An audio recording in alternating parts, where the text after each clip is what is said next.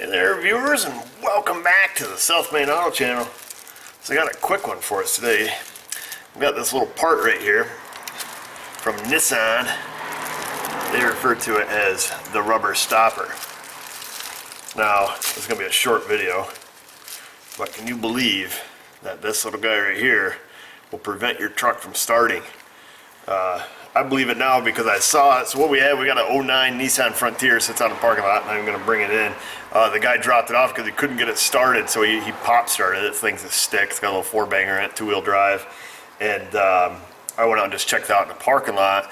And with a standard transmission, you know, no crank issue, you know, you're still down to, you know, obviously, you know, battery and cables and starter and, you know, ignition switch and stuff like that. But one thing that comes to my mind on a standard transmission is the clutch safety switch, simply because that switch is cycled, you know, repeatedly. Every time you shift, you know, you push that clutch pedal down, clutch pedal, you know, the clutch switch gets, you know, turned on and turned off. And so I'm going to go out and show you what goes on with this one. I reached up under the dash, I pushed on the clutch switch, and, you know, boom, she fired right off. But it's pretty interesting how Nissan did this, and the fact that this will keep you from starting your truck.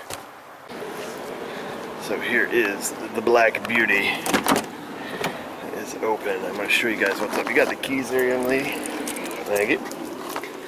So we'll hop right in here, turn it on. We'll try to start it in a conventional manner. So we push the clutch down.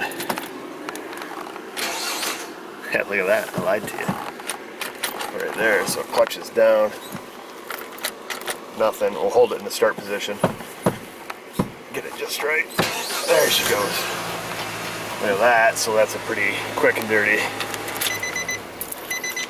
But it would make you wonder why I can bang on the clutch pedal and make it start. So I took a peek under here. Of course, I saw this little guy on the floor. Didn't think much of it until I saw what's up. So under the dash here is our clutch switch right here. So we just push that in with our fingers. And you can hear it cranks the engine just fine. Hold it in the start position, push the button. You know, away we go. So nothing, you know, nothing new. Not a huge, you know, marvel of engineering there. So typically when you push the clutch down, it pushes that button. But you can see Nissan, in all their wisdom, put a hole here where this little guy goes.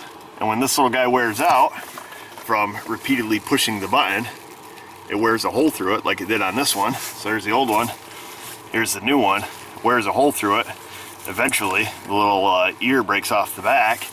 And when you push the clutch down, look where that switch is. Right dead center of that hole. So why did it start when I was banging on the pedal? Well, that's because there is play in the pivot. You get it just right, push it off to the side, and it will push the button. But typically, you know, if you push the pedal straight, it lines up perfect with that open hole. So anyhow, I think it's some piss poor engineering. We'll push that little rubber back in there, which we paid $15 and some change for from Nissan. And now we've got a vehicle that's going to start every time, and it has 2 of these. So I suppose if you're stranded, you could take the one off the top here and just put it back in this bottom hole, and, you know, away you'd go. Or you could just use you know, regular plastic Christmas tree fastener or anything. It's an 09, so it lasted what, 8 years, so whatever. But I just thought I'd share that with you guys in case you have a Nissan that is a no crank, and all you need is that little rubber donger.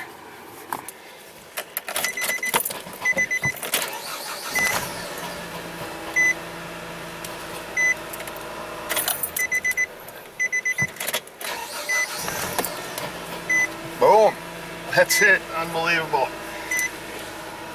A chunk of rubber is the difference between hoofing it and not. Especially, you know, this guy didn't, you know, he didn't know. And there goes his wipers, they were good still. So, you know, how are you supposed to know unless you're, you know, you kind of know the basic operating systems of cars, you know, really what to check for. Anyhow, short clip, I know that. I know you guys like your longer videos, but I felt this was good enough to share with you in case you have one of these, or you know, somebody comes in the shop and, you know, no crank situation, and gives you something kind of just, you know, quick to check out. So, because I'm sure this isn't an isolated case, but anyhow, guys, that's it. Thanks for watching.